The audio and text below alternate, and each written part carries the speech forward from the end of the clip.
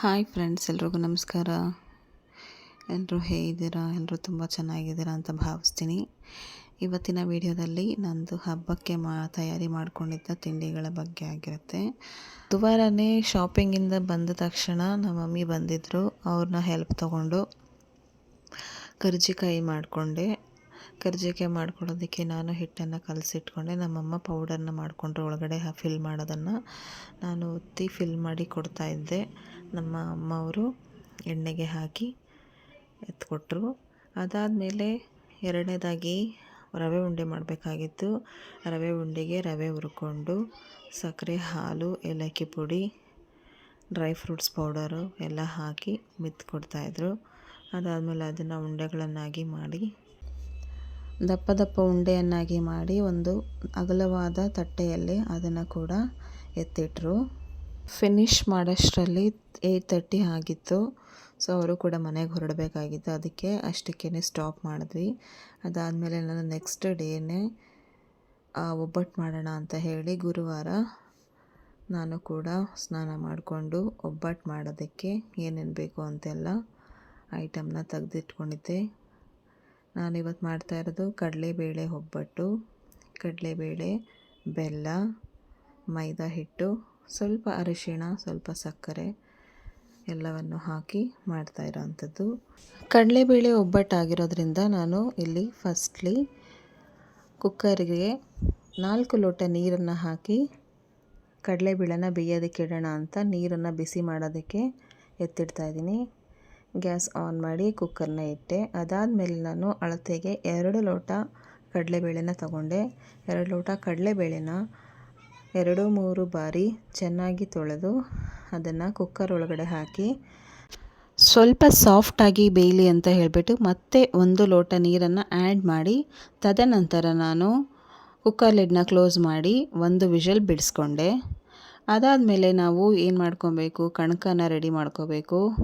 ಅದಕ್ಕೋಸ್ಕರ ಇಲ್ಲಿ ಮೈದಾ ಹಿಟ್ಟನ್ನು ತಗೊಂಡು ಅದಕ್ಕೆ ಸ್ವಲ್ಪ ಚಿಟಿಕೆ ಉಪ್ಪು, 1/2 ಸ್ಪೂನಷ್ಟು ಸಕ್ಕರೆ ಅದನ್ನು ಹಾಕಿ ಕೈಯಲ್ಲಿ ಚೆನ್ನಾಗಿ ಮೊದಲನೇದಾಗಿ ಅವೆರಡನ್ನು ಹಿಟ್ಟಿನ ಜೊತೆಗೆ ಮಿಕ್ಸ್ ಮಾಡಿಕೊಂಡೆ. ಅದು ಮಿಕ್ಸ್ ಮಾಡೋದ್ರಿಂದ ನಮಗೆ ಗಂಟು ಗಂಟು ಆಗೋದಿಲ್ಲ ನೀರು ಮತ್ತು ಎಣ್ಣೆ ಹಾಕಿದಾಗ. ಅದಕ್ಕೋಸ್ಕರ ಫಸ್ಟು ಹಿಟ್ಟು, ಉಪ್ಪು, ಸಕ್ಕರೆ ಮತ್ತು ಅರಿಶಿನ ಇಷ್ಟನ್ನು ಹಾಕಿ ಚೆನ್ನಾಗಿ ನೀರನ್ನು ಹಾಕದೇ ಮಿಕ್ಸ್ ಮಾಡ್ಕೋಬೇಕು. ಅದಾದಮೇಲೆ ಸ್ವಲ್ಪ ಎಣ್ಣೆಯನ್ನು ಹಾಕ್ಕೊಂಡು ನೀರು ಎಷ್ಟು ಬೇಕೋ ಅಷ್ಟನ್ನು ಹಾಕ್ತಾ ಕಲಿಸ್ಕೊಬೇಕು.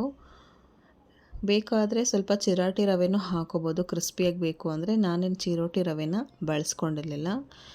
ಒಬ್ಬಟ್ಟಿಗೆ ಯಾವತ್ತೇ ಆಗಲಿ ಎಣ್ಣೆ ಸ್ವಲ್ಪ ಜಾಸ್ತಿನೇ ಇರಬೇಕು. ಅದಕ್ಕೆ ಎಣ್ಣೆನ ಜಾಸ್ತಿ ಹಾಕಿ ಮಿದ್ದಿ ಅದು ಸಾಫ್ಟ್ ಆಗಲಿ ಅಂತ ಸೈಡಲ್ಲಿ ಎತ್ತಿಟ್ಟು ನೆನೆಯೋದಕ್ಕೆ ಬಿಟ್ಟೆ.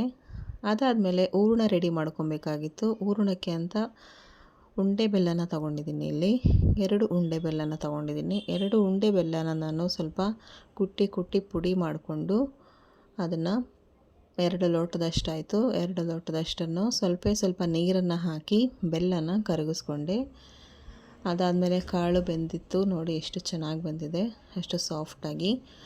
ಅದನ್ನು ಈಗ ನಾನು ನೀರಿಂದ ಸ್ವಲ್ಪ ಸಪ್ರೇಟಾಗಿ ತೆಗೆದಿಟ್ಕೊತಾ ಇದ್ದೀನಿ. ಸ್ವಲ್ಪ ನೀರನ್ನು ಮತ್ತು ಕಾಳನ್ನು ತೆಗೆದಿಟ್ಟು ಒಬ್ಬಟ್ಟು ಸಾರನ್ನು ಮಾಡ್ಕೊಳ್ಳೋದಕ್ಕೆ ಎತ್ತಿಟ್ಕೊಂಡೆ. ಅದಾದಮೇಲೆ ನಾವೀಗ ತೆಂಗಿನಕಾಯನ್ನು ತುರಿದಿಟ್ಕೊಂಡಿದ್ದೆ. ಬೆಲ್ಲ ಪಾಕ ಆಗಿತ್ತು, ಅದನ್ನು ಸ್ವಲ್ಪ ಶೋಧಿಸ್ಕೊಂಡು ತೆಂಗಿನಕಾಯಿ ಮತ್ತು ಕಡಲೆಬೇಳೆ ಎಲ್ಲವನ್ನು ಚೆನ್ನಾಗಿ ಮಿಕ್ಸ್ ಮಾಡಿಕೊಂಡು ಸಾಫ್ಟಾಗಿ ಹೂರಣನ ರುಬ್ಕೊಂಡು ಎತ್ತಿಟ್ಕೊಬೇಕು. ಸ್ವಲ್ಪ ಸಾಫ್ಟಾಗಿ ಇದ್ದರೆ ಒತ್ತೋದಕ್ಕೆ ಕೂಡ ತುಂಬಾ ಮೆದುವಾಗಿ ಬರುತ್ತೆ. ಅದನ್ನೆಲ್ಲ ಸಾಫ್ಟಾಗಿ ರುಬ್ಕೊಂಡು ಮೊದಲನೇ ಉಂಡೆಗಳನ್ನಾಗಿ ಮಾಡಿ ತೆಗೆದಿಟ್ಕೊಂಡೆ. ಯಾಕೆಂದರೆ ಕಣಕ ಒತ್ಕೊಳ್ತಾ ಉಂಡೆ ಮಾಡ್ಕೊಂಡು ಹಾಕಿದ್ರೆ ಕಣಕಕ್ಕೆಲ್ಲ ಹೂರಣದ್ದು ಕೈ ಅಂಟ್ಕೊಂಡಿರೋದೆಲ್ಲ ಅದಕ್ಕೂ ಕೂಡ ಅಂಟ್ಕೊಳ್ಳುತ್ತೆ. ಅದಕ್ಕೋಸ್ಕರ ಫಸ್ಟೇ ಉಂಡೆ ಎಲ್ಲ ಮಾಡಿಟ್ಕೊಂಡು ಅದಾದಮೇಲೆ ಒಂದೊಂದನ್ನೇ ಕಣಕನ ರೆಡಿ ಮಾಡಿಕೊಂಡು ಅದಕ್ಕೆ ಫಿಲ್ ಮಾಡಿ ಒಬ್ಬಟ್ಟನ್ನು ಸಾಫ್ಟಾಗಿ ತಟ್ಕೊಂಡೆ. ತುಂಬಾ ಚೆನ್ನಾಗಿ ಸಾಫ್ಟ್ ಆಗಿಬಿಟ್ಟಿತ್ತು. ಒತ್ತುತ್ತಾ ಇದ್ದರೆ ಹಾಗೆ ಸಾಫ್ಟಾಗಿ ಸ್ಮೂತಾಗಿ ಅಗಲಕ್ಕೆ ರೊಟ್ಟಿ ಥರ ಆಗ್ತಾಯಿತ್ತು. ಅದನ್ನೆಲ್ಲ ರೆಡಿ ಮಾಡಿ ಒತ್ಕೊಂಡು ಒಂದು ಹಂಚಿಗೆ ಎಣ್ಣೆಯನ್ನು ಹಾಕಿ ಎರಡೂ ಕಡೆ ಚೆನ್ನಾಗಿ ಬೇಯಿಸಿ ಒಬ್ಬಟ್ಟನ್ನು ಸಿದ್ಧನೆ ಮಾಡಿಕೊಂಡೆ. ನೀವೇ ನೋಡಬಹುದು ಎಷ್ಟು ಚೆನ್ನಾಗಿ ಆಗ್ತಾಯಿದೆ ಅಂತ. ಎರಡೂ ಕಡೆನೂ ಚೆನ್ನಾಗಿ ಬೇಯಿಸ್ಕೊಂಡು ಒಬ್ಬಟ್ಟನ್ನು ಎಲ್ಲನೂ ಮಾಡಿ 9 ಒಬ್ಬಟ್ಟನ್ನು ರೆಡಿ ಮಾಡಿಕೊಂಡೆ. ಅದಾದಮೇಲೆ ಇನ್ನೂ 3 ಎಕ್ಸ್ಟ್ರಾ ಆಯಿತು. ಹಿಟ್ಟಾಗಿದ್ದಕ್ಕೆ 12 ಒಬ್ಬಟ್ಟಾಯಿತು. ಅದನ್ನೆಲ್ಲ ಎತ್ತಿಟ್ಕೊಂಡು ಹೂರಣ ಮಿಕ್ಕಿದ್ದನ್ನು ಫ್ರಿಡ್ಜಲ್ಲಿ ಎತ್ತಿಟ್ಕೊಂಡೆ, ಫ್ರೀ ಆದಾಗ ಮಾಡ್ಕೊಳ್ಳೋಣ ಅಂತ. ಈ 3 ಅಡುಗೆಗಳನ್ನು ನಾನು ಹಬ್ಬಕ್ಕೆ ಅಂತ ಪೂರ್ವ ಸಿದ್ಧತೆಯಲ್ಲೇ ತಯಾರಿ ಮಾಡ್ಕೊಂಡಿದ್ದು. ಕರ್ಜಿಕಾಯಿ, ರವೆ ಉಂಡೆ, ಒಬ್ಬಟ್ಟು. ಇದು ಇವತ್ತಿನ ವ್ಲಾಗ್ ಆಗಿತ್ತು. ಈ ವ್ಲಾಗ್ ನಿಮಗೆಲ್ಲ ಹೇಗೆ ಅನ್ನಿಸ್ತು, ನೀವು ಯಾವ ರೀತಿ ಸಿದ್ಧತೆ ಮಾಡ್ಕೊಂಡಿದ್ರಿ ಅದನ್ನು ಕೂಡ ನನಗೆ ಕಮೆಂಟಲ್ಲಿ ತಿಳಿಸಿ. ನೀವೇನಾದರೂ ನನ್ನ ಚಾನಲ್ನ ಹೊಸದಾಗಿ ನೋಡ್ತಾ ಇದ್ದರೆ ನನ್ನ ಚಾನಲ್ನ ಸಬ್ಸ್ಕ್ರೈಬ್ ಮಾಡಿ, ಲೈಕ್ ಮಾಡಿ, ಕಮೆಂಟ್ ಮಾಡಿ, ಶೇರ್ ಮಾಡಿ. ಎಲ್ಲರಿಗೂ ಮತ್ತೊಮ್ಮೆ ವರಮಹಾಲಕ್ಷ್ಮಿ ಹಬ್ಬದ ಶುಭಾಶಯಗಳು. Thank you.